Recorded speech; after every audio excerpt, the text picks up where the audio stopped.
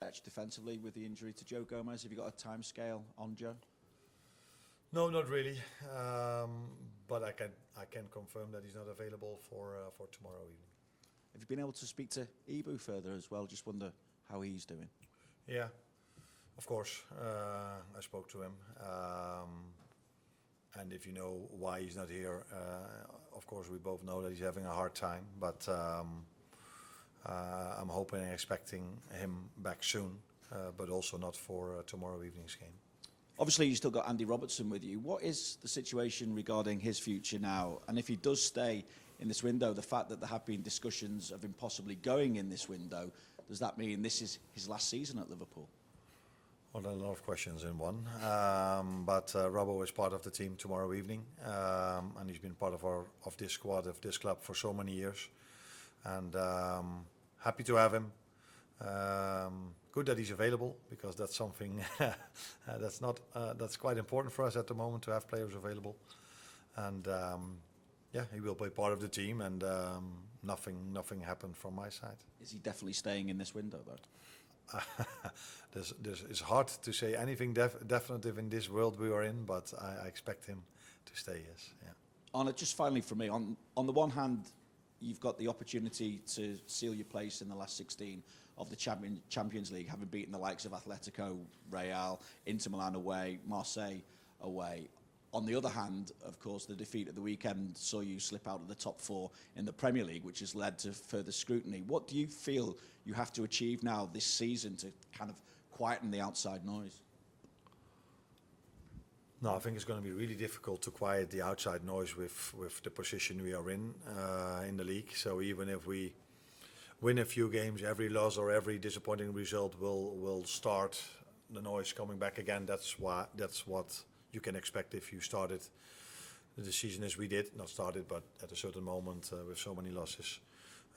So it's impossible to shut down the noise at a club like this if you are not competing for the league. What was the other? Was there another It's question? just, what do you feel though you have to achieve to? What we have to improve? Yeah, for me it's so simple. I think in between the boxes we're a very, very, very, very good team. The way we play out from the back, the way we bring the ball towards promising positions, is the box entries we have. We also against Bournemouth so many times we were in positions where I would like my players to be in. But killing those moments, bringing it from promising positions towards chances, and if we have the chances, then be clinical and finish it off. That is something where we have to improve. So in that box we have to improve, and in the other box, other teams arrive there 3-4 times a game, but every time they arrive, not every time, but too many times if they arrive, it leads to chances and sometimes to goals. So there's a complete disbalance in how many times we arrive in promising positions and how many times other teams arrive there. But there's not a disbalance in the goals that are scored. And that's a very bad cocktail we are having. And if we can improve in both boxes, we can do very special things this season. If we can only improve in one box, then it's going to be probably an acceptable season, but not more than that. And if we can't improve in both boxes, it's going to be a lot of noise throughout the whole season. Richard? Yeah, just building on that, Arne, when you sort of look at the two league tables, you're fourth in the Champions League table, you're sixth in the Premier League table. Which do you think is a sort of a truer reflection of what you've done and your performances this season? No, if I'm correct, it's a bit the same, isn't it? Fourth and sixth is quite similar. Yeah, and before the weekend, we were fourth in the league. But fourth in all of Europe in one respect, and sort of. But we are more positive about the fourth place in the Champions League, because in the end it's about finishing top 8 mainly, and it doesn't matter that much, as we know from last season, to finish 1 or 2. So that's why we probably be a bit more happy with the fourth place in the Champions League than we are with the fourth or sixth place in the Premier League.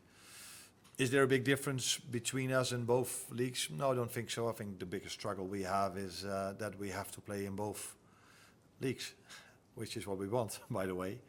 But too many times after a Champions League game, we've dropped points, or we've lost, actually. A lot of away games included. we've struggled far too many times with being the dominant team, and then you have to be clinical and score your goals, and then it's probably an easy game. But even in the 6 wins, the first 6, we had to fight till the end to make it work. Yeah, and if you then have a double program with the players we have available, with constantly the same players that have those those minutes, have to play those minutes. Yeah, that's maybe not a complete surprise that that in some games, in the end of the game, we didn't saw the same sprints back as we saw in all the other games, or we saw for 80 or 85 minutes. I think it's fair to say that in the last few minutes at Bournemouth, a few players were really tired. At least that was my take on it. That's why I made a few early substitutions, because I wanted to have fresh legs during that. But because of the amount of players we have available, I wasn't able to do the same as the Karabakh manager, to change 11 players and play with 11 other ones tomorrow evening. Beth? Hi, Arne. Just on that, on the fitness, obviously you're not expecting many players back from injury anytime soon. So is that a worry for the rest of the season in terms of managing those minutes, because you do only have a small number of players relatively to work with? That's not a worry, but that's a difficulty. Because I can assure you that I would have preferred to start with Hugo against Bournemouth. If we probably would have had 1 or 2 days extra, he would have 100% started that game again, because I liked his performance against Marseille. But he was out for injury for 2 weeks, and then he had to play quite a lot of games, and with only one player, number 9, available for the upcoming months, it made sense to me to manage his load as well, and that is what I had to do with more players. Jeremy Frimpong, who was sitting here just before me, is another example of that, giving him another time 90. I think you could see that he was tired just before I took him off. At least that was my take on it. And then it's a big risk to keep him on. But I want to emphasize on the fact how much respect I have for the players that we have, because it's almost constantly the same players that have to play, and they have to do this in difficult circumstances. What I mean with that is, results are not what we want, and we get scrutinized. We all are scrutinized, and we get the criticism that we deserve. But usually, if you get so much criticism, that does something to you mentally. And if you then have to play so many minutes, I can give you multiple examples of players then getting injured. So that's why I have so much respect for my players, that within the circumstances we are in, they are constantly available, except for the 3 or 4 long-term injuries we have. Yeah, and just on Joe, obviously with his injury, is that likely to change anything in terms of the transfer market, or do you expect him back in a relatively short amount of time? I expect him back in a relatively short time, yeah. Lewis? You mentioned similar question on Saturday. You mentioned like the red zone or risk zone or whatever with the injuries. How hard is it as a manager to balance, you know, the fans might be saying, oh, why aren't you starting Hugo, or why are you taking off Jeremy? But you have to look at the bigger picture of, if you did, they could pull a hamstring or, you know, pull a muscle. How hard is it to balance that? Yeah, very hard. Especially with the problems we were having with the long-term injuries. Because if I would have started Alexander Isak and giving Hugo a rest, then I don't think any fan would have complained. But now I have to adapt with the system, or have to adapt with players in different positions. Taking Jeremy off, I don't think anyone would have complained if I could have brought the same type of player in that could do a similar job. But now I had ended up the game with 4 defenders at least. They were playing in right fullback, centre back, left fullback, and only 2 of them were real defenders. Yeah, that doesn't help, of course, with the narrative that I'm completely aware of, but what would even be worse, and that has also happened this season. Conor Bradley was a great example of that. That if I gave him 2 games in a row with a player that wasn't used to that, he got injured, was out for a few weeks again. So that is a difficult balance, and I'm not always, before people say, yeah, you don't listen to performance staff or medical staff. I'm listening, and sometimes I make my own decisions. There has been a player that was on the pitch and made a goal in the end of the game, where it probably would have been better to take him off earlier. So it's not always that you listen to that, but you use your eye. You see Jeremy Frimpong is tired. You see when he makes an action, just before I took him off, it wasn't the same as we are used of him. I speak to my players. I know from them how they feel and if they are ready to go again 90 minutes. So that you all take into account, and then you make a lineup and you decide on your substitutions. But that doesn't always, for people who don't have all the information, that could lead to scrutiny. I'm completely aware of that fact, and that is normal. If you're not aware of all the information, then it's not so strange that you criticize some decisions. But I think if people would knew the struggles I'm facing, they would be more understandable with the decisions I make. But I'm not asking for anyone to be, but it's the situation we're in. No. Hi, Arne. I'm kind of following on from that. Obviously, you explained there the nature of the injury situation you're having to deal with this season. It wasn't quite as bad last season. Obviously, there were some injuries, but largely you had almost a full squad to deal with in the business end of the season. Considering where we are in football with so many games being played, do you think that this injury situation might make you reassess the ideas around squad depth and squad size for the maybe future seasons? Yeah, but even if you would reconsider and you come to a different decision, then the question is, are we able to make to change it? Can we make this squad bigger with the money available and the things we can do? So, but last season showed, although I think we were maybe 1 or 2 players short compared to last season in terms of numbers. Yeah, and if you add then 3 long-term injuries to that, yeah, then all of a sudden it's quite a lot. Again, this is not going to be a popular opinion, what I'm going to tell you now. But maybe the reason why we won the league last season is that we had to play Paris Saint-Germain in the last 16. Because, as you know, they beat us. And we had every time a week to prepare for our next game. Maybe that has helped us as well. Maybe if we had to double that program, which Arsenal had, and they dropped a few points in that period of time, that has helped us in winning the league. So we are aware, every manager is aware, the bigger squad you have, the better you're equipped that you are for that many games. But I'm also aware of the fact that even today, I had to disappoint 1 or 2 players that would prefer to play. Now, and if you have 10 or 15 who want that's also not a good thing to have. So it's not an easy balance to find, but obvious because of the 3 long-term injuries. Now it's a disbalance. That is obvious. And I think you just said earlier that if you improve in one box, it would be an acceptable season. What would your definition of an acceptable season be? That's interesting, yeah. I was hoping no one would ask that. When you are Liverpool, the aim is to win the league. But we've only did this twice in the last 30 years. We want to be competitive in every single competition we are in. That's always the aim. But reality is also that in the last 3 years we've won 1 League Cup and 1 Premier League title. So when is things acceptable? I have my opinion about. I'm not going to share that. Outside world has his opinion about that. As we all know, it's a lot been said about the 450 million, where people tend to forget the 300 million we brought in. So yeah, I have my opinion about what is acceptable, but I'm not going to share that. And but I think I give some info about with what I just said. This one here.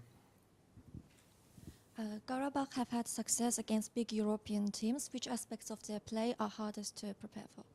Are harder To prepare for. to prepare for? No, it's always the individuals, the players that make things difficult in terms of playing style. They're very direct, fast players. Go very direct towards goal with a lot of runs in behind. Players who are comfortable on the ball. And as you said, they've shown this season against big clubs, because there are only big clubs in the Champions League, that they're a very good team and a hard team to beat. Even Chelsea, they were able to keep them on a 2-2. So I think even if you look at our Champions League campaign this season, some teams maybe have been lucky enough to face the ones that are now all outside the next round, so they're from 24 to 34. I think there's only one team from those 10 that we've faced. So we've had a lot of strong teams to face, and we did really well, but maybe 2 days afterwards when we had to play in the league, that brought us some problems because we've played so many strong teams in Europe. Will at the back.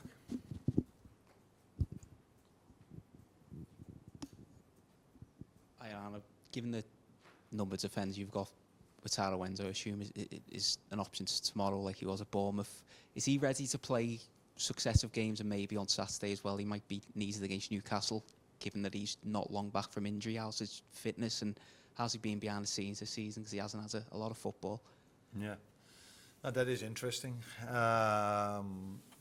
that you say this. Maybe you say this because you just listened to me and because he's been out with an injury for quite a long time. Had to play against Bournemouth quite a long time, and now tomorrow game coming up and 3 days later another game coming up. As I also said, that's not the only way I decide on my lineup. Tactics are involved in that as well.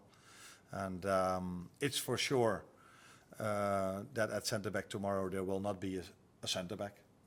There can only play a midfielder over there because there are no centre backs available, apart from Virgil, who is one of the players I credit a lot for him being fit all the time. At his age, constantly be ready to play another 90 is something we should not take for granted.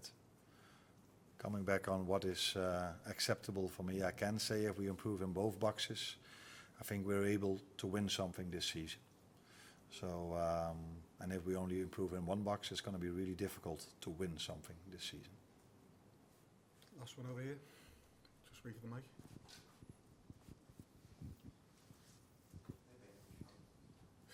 It's for him. Hi Arne, earlier today at the training center, you went out to the pitch with your Hungarian players. Could you tell us what was the topic of the conversation? And given the few defenders you have, do you consider to play Dom as a right back? Always consider, but I also consider to play him at the midfield.